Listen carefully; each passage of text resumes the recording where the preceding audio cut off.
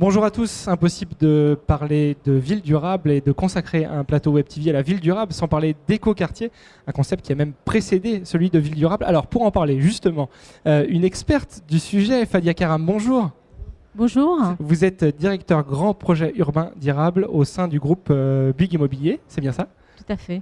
Ma question sera volontairement tranchée. On a beaucoup parlé d'éco-quartier, il y a eu beaucoup de médiatisation et puis parfois certains ont trouvé que les projets qui naissaient étaient un petit peu décevants. Est-ce qu'aujourd'hui la notion d'éco-quartier a pris tout son sens? Est-ce que les projets qui sortent désormais sont de vrais éco-quartiers? En fait, dans la question définition des écoquartiers, on peut ranger plein de choses. On a vu plein de projets ça peut aller d'un petit maille piéton bien planté jusqu'à des projets ambitieux. Aujourd'hui, il y a deux, je dirais, définitions officielles d'un écoquartier via le label écoquartier de l'État, qui est plus basé sur des critères de performance. Et il y a le HQE aménagement qui est une forme de certification qui est basée sur les performances mais aussi sur un process de suivi régulier, un bilan régulier. Je dirais, pour nous, Big Immobilier, on a voulu un peu s'inspirer de tout ça, mais surtout se donner plus des objectifs qu'on construit main dans la main avec les collectivités pour construire les écoquartiers les plus sur mesure, en mettant le curseur là où il faut le mettre en fonction des attentes, des caractéristiques des territoires. Le but quand même, c'est que notre intervention reste mesurable dans le temps. Donc quand on dit on se fixe des objectifs, on se fixe aussi des performances qu'on veut atteindre, une façon de fonctionner, des équipes côté collectivité, côté opérateurs privés. On s'entoure aussi d'autres opérateurs avec nous qui ont d'autres spécialités. Et on marche ensemble, comme si on a contracté une histoire commune. On marche ensemble dans ces objectifs pour les atteindre. On voit cette notion de performance. Malgré tout, on discerne peut-être des enjeux prioritaires. On pense souvent à l'énergie quand on parle des écoquartiers. Il y a la formule, un écoquartier, on voit tout de suite des panneaux photovoltaïques sur le toit des immeubles. Mais est-ce qu'il y a d'autres notions qui rentrent en compte? La mobilité, le cadre de vie, quels sont les enjeux prioritaires? Bien sûr, l'énergie, c'est un élément très important parce qu'au-delà de l'enjeu énergétique, il y a aussi l'approche des charges. On est dans une projection où ce coût va devenir le plus important pour les usagers et un des axes de travail est certainement l'énergie. Néanmoins, l'approche de Big Immobilier, c'est un peu, elle est véhiculée par une marque qui a été créée en septembre 2011, qui s'appelle Urbanera. On en parlera largement. Et donc, mais qui aborde le sujet d'une façon un peu plus large, en mettant, je dirais, 4 enjeux principaux en avant. Le premier, c'est la mixité, parce que c'est un élément fondamental de l'équilibre et de la vitalité des quartiers. Mixité aussi bien fonctionnelle que sociale que générationnelle. Le deuxième, c'est l'économie des ressources, eau, mais aussi énergie, on vient de l'évoquer tout à l'heure, pour une ville bien équilibrée et économe, responsable. La question de la mobilité aussi, pour assurer un enjeu majeur, je dirais plus, je le mettrais plus en termes de connectivité, ce que ça suppose assurer les moyens de connecter ces écoquartiers au territoire, mais aussi inciter à des nouveaux modes de mobilité douce auprès des usagers. Et le dernier, c'est quand même, et pas le dernier, la technologie, les technologies nouvelles, parce que c'est une vraie réponse à des secteurs d'innovation qui soient énergétiques, qui soient aussi de services urbains pour les usagers, qui sont des demandes de plus en plus puissantes dans une société moderne comme la nôtre. Alors justement, où on le place, l'habitant, dans ce quartier? Il est à la fois bénéficiaire des nouveaux services, des nouveaux habitats qui vont se créer. Il est aussi acteur de cette transformation. Est-ce que vous avez réfléchi à justement la place du citoyen ou de l'habitant dans la mutation de ces quartiers? Oui, en fait, la place de citoyen est quand même, je dirais, avant qu'elle soit au final et au début, parce que quand on réfléchit une performance de quartier, il ne suffit pas de concevoir un quartier bien intelligent, mais surtout le projeter dans le temps et dans la durée. Comment il va être géré, comment il va être vécu, Est-ce que les habitants vont trouver une qualité de vie agréable et durable? Donc ça, c'est une étape de travail. Mais le plus important, c'est préparer ces habitants, c'est-à-dire leur donner le moyen de devenir acteurs. Par exemple, j'en prends le cas de l'énergie. Si les usagers n'ont pas le moyen de savoir qu'est-ce qu'ils consomment dans leur appartement ou dans leur bureau au travers de leur usage au quotidien, ils seraient moins sensibles pour agir ou être co-acteurs avec nous. Donc, pour pouvoir pérenniser la performance, il faut pouvoir la mesurer, la contrôler, et l'usager est le premier à pouvoir la contrôler. Une fois qu'il a pris conscience comment il fonctionne, il sera plus disposé à agir avec nous pour assurer cette performance globale dans la durée. Donc il y a cet aspect-là sur lequel on veille dans le processus, mais aussi le fait qu'on travaille beaucoup sur les services urbains. C'est-à-dire, on évoquait tout à l'heure l'approche mobilité, l'approche numérique de quartier, les blocs de quartier, le stationnement mutualisé qui est au cœur de notre travail aussi. Donc, c'est quand même la conciergerie qu'on maintenant quasiment dans tous les projets d'éco-quartier qu'on développe. C'est un élément important qui assure des liens sociaux, mais aussi qui permet de relier beaucoup d'informations et de sensibilisation des habitants. Donc, c'est en allant, je dirais, par le soft, en parallèle au hard, qui est plus l'approche technologique et technique. Je pense que c'est au croisement des deux qu'on va trouver le juste équilibre pour créer des quartiers durables. Donc une approche technologique, une approche aussi humaine, on va l'appeler comme ça. Alors justement, cette démarche, elle est symbolisée par Urbanera. Vous en avez parlé juste en amont. Est-ce qu'on peut présenter un petit peu cette démarche, je le disais, qui date d'il y a à peu près un an, c'est ça le lancement? Oui, tout à fait. Ça a été créé en septembre 2011. Je dirais, elle n'a pas émergé de zéro. Bug Immobilier, c'est quasiment un aboutissement d'un long travail engagé en matière de développement durable depuis 2007, face effectivement aux défis climatiques et environnementaux sur lesquels tout le monde se penche, les collectivités en premier, et l'approche d'Urbanera, c'est surtout d'accompagner ces collectivités pour réussir à définir un nouveau modèle urbain innovant qui prend la globalité des questions urbaines et prépare la ville pour mieux affronter son demain. Alors, en pratique, comment ça se déroule? Je parlais tout à l'heure d'une approche plus globale, et en effet, Urbanera, on a défini, je dirais, 7 piliers. Si aujourd'hui, ils sont 7. Et dans les 7, il y a bien sûr le pilier premier, c'est l'approche énergie, c'est-à-dire l'économie d'énergie, de consommation énergétique. Il y a aussi la gestion raisonnée de l'eau, la valorisation et recyclage des déchets, l'éco-conception des bâtiments, la biodiversité, la mobilité, les services urbains. Donc c'est au travers de cette démarche globale, holistique, qui intègre tous ces éléments dès la réflexion, dès l'amont, mais aussi en préparant le mode de gestion futur de ces quartiers, qu'on arrive à accompagner dans une histoire plus longue maintenant, c'est-à-dire on sort du rôle de l'opérateur immobilier à un rôle d'opérateur urbain, accompagnant les collectivités et les aménageurs de l'amont à l'aval. Et à chaque fois, on s'entoure, c'est-à-dire on ne travaille pas tout seul. C'est une autre caractéristique de l'approche Urbanera, c'est de créer des plateformes associant des partenaires industriels qui sont spécialisés dans le métier de la ville. On voit aujourd'hui dans les salons, ils sont nombreux. Donc on s'entoure par ces experts, et on essaye d'enrichir avec eux, apporter le savoir-faire diversifié. Donc on décloisonne les métiers. Mais aussi, c'est pour les collectivités un moyen, une sorte de garantie que tous les curseurs de performance qu'on propose ou qu'on promet, on va pouvoir les atteindre parce que tous les savoir-faire sont là. Donc si je peux me permettre de résumer, c'est dès la conception, envisager que deviendra le quartier dans 5, 10, 15 ans, anticiper les questions de gestion dès la conception. Dès la conception, mais rien ne va pouvoir être décrété.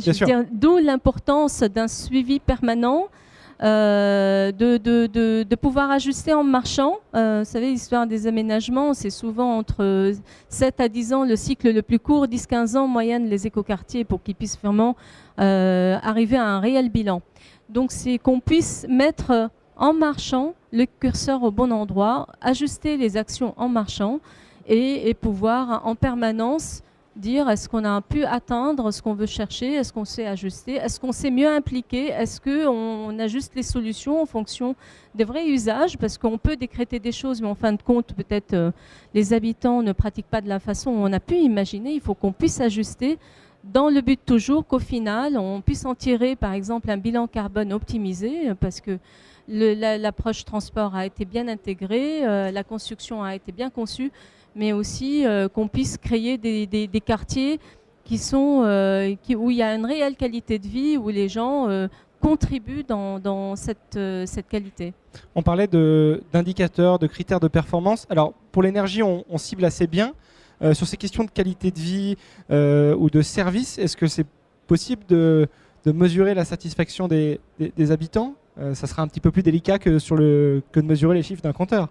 Déjà, je dirais l'attractivité des quartiers est le premier indicateur. Quand on voit qu'on a envie de venir dans un quartier, il n'y a pas des phénomènes de désertement, il n'y a pas de délinquance, il n'y a pas d'insécurité. Ça suppose que c'est un quartier bien intégré, c'est un quartier où les gens viennent et se l'approprient, qu'ils soient habitants ou qui viennent parce qu'ils trouvent attrayant.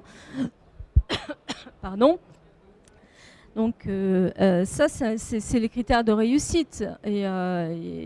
Après, il y a l'approche commerciale. Bien sûr. Quand on voit que sur certains territoires ou certains quartiers, il y a une vraie création de valeur immobilière en plus de la valeur, je dirais, de vie au quotidien, ça suppose que c'est un quartier qui devient de plus en plus prisé. L'attractivité, c'est effectivement un des indicateurs de réussite. Vu que cette émission s'appelle Portrait d'écoquartier, on présentera peut-être quelques projets. Juste avant cela, je voulais savoir sur cette démarche Urbanera, quels sont vos partenaires ? J'imagine qu'ils sont aussi industriels pour l'implantation de solutions. Avec qui travaillez-vous sur ces projets ? En fait, dans les projets Urbanera qu'on a aujourd'hui, parce que je vous ai dit que c'est une démarche depuis de longue haleine, c'est quasiment un croisement entre des projets qui ont été incubateurs d'innovation technologique, comme j'en cite par exemple un projet qui est en cours de naissance, si je peux dire, c'est le projet Icari qu'on développe à Lyon Confluence. Mais aussi le projet DC Grid qui est aujourd'hui mis en place et qui est un incubateur d'un pilotage énergétique de sur quartier. Un quartier existant, là, voilà. pour le coup. Donc ça, c'est c'est des projets un peu incubateurs d'expérience technologique, mais parallèlement à ça, on a déjà 2 grands projets de quartiers durables qui sont en réalisation aujourd'hui, qui ont été lancés depuis 2006. Un à Issy-le-Molineau, un quartier de 1500 logements avec des commerces, des bureaux, dans lequel on a travaillé sur la valorisation d'un patrimoine, mais aussi la construction de ce nouveau quartier, et dans lequel, par exemple, on a une approche de traitement des déchets par des réseaux pneumatiques, avec des partenaires comme Veolia. On est acteur avec Veolia, par exemple, sur cette question-là. On a aussi des acteurs sur l'approche énergie, comme Cofeli ou Dalca. Là, par exemple, sur Issy-le-Molineau, on est partenaire avec Dalca aussi sur la création d'un réseau de chaleur sur la géothermie, où on fait 60% de l'énergie est assurée par cette source. Deuxième projet Ginko à Bordeaux. J'allais vous en parler. Voilà, qui est un projet assez fondateur quand même, dans une politique territoriale qui est Bordeaux 2030, métropole 2030. C'est un quartier de 2300 logements, mais aussi à peu près 30 000 m² d'équipements publics, de groupes scolaires, une école. D'établissements recevant du public, voilà. comme on le dit. On a 55 000 m² de bureaux et de commerces, un EHPAD, mais aussi, par exemple, le premier partenariat qu'on a fait dedans, c'est surtout un travail étroit avec la Cube aussi, qui est acteur du réseau de transport en commun, qui est le tramway. Et donc il y a eu tout un travail d'ajustement aussi de cette ligne de tramway pour qu'elle traverse le site avec trois stations sur le linéaire du site, ce qui est énorme, ce qui rend quasiment tous les habitants à moins de 300 mètres d'une station de tramway. Donc ça, c'est, je dirais, une première forme de réussite de partenariat public-privé. Les autres, on a aussi le réseau de chaleur biomasse qui assure quasiment 100% sur la base d'énergie renouvelable la chaleur pour le quartier. On travaille avec Cofili. On a aussi partenariat avec d'autres formes. Ça, c'est pas vraiment des industriels, mais surtout avec les maisons de l'emploi, par exemple. On a créé quasiment 40 emplois locaux via le travail avec la maison de l'emploi et les contrats avec les entreprises et marchés de travaux pour faire de l'insertion économique locale. Il y a des partenariats, je dirais, avec les bailleurs voisinants parce qu'on est entouré, autour du site, il y a le quartier des Aubiers, qui est un quartier de logement social. Il y a eu tout un travail de rapprochement et d'adhésion de ces riverains dans des projets de type des jardins partagés, la plantation des arbres dans le quartier. Et donc, ce qui a permis effectivement de franchir un seuil d'intégration du quartier dans son environnement. Nous parlions tout à l'heure du lien entre technologie et puis humain. Là, il est démontré. Et il y a vraiment une dynamique locale. Tout à fait. Et là, récemment, on a ouvert une conciergerie de quartier pour continuer dans cette même lignée. Parfait. Alors, peut-être pour finir cette émission, cet entretien, on pourrait peut-être s'interroger sur les facteurs qui pourraient permettre d'améliorer ce phénomène des écoquartiers ou d'améliorer les projets d'écoquartiers en France. Où en est par exemple la réglementation? Vous l'avez dit un peu en introduction, on a une petite concurrence entre le label écoquartier et puis HQE là-dessus. Est-ce que les choses vont converger? Je pense C'est une question délicate. Oui, moi je pense que l'intelligence veut qu'ils vont converger. Quand on regarde en détail le mode d'analyse dans le label ou la certification, on trouve les mêmes bases. Naturellement, je pense que les énergies vont faire que ça va se croiser. C'est tout à fait logique. Après, je dirais c'est tout à fait quasiment humain que même venant de structures institutionnelles, c'est tout à fait normal. On a tous marché en découvrant un peu comment on va structurer les écoquartiers pour pouvoir donner des critères d'évaluation. Ça s'est bâti avec des initiatives privées parallèlement. Je pense qu'on est à un niveau de maturité, tous, public, privé, pour tous dire que sans critères de mesure, on n'arrivera pas.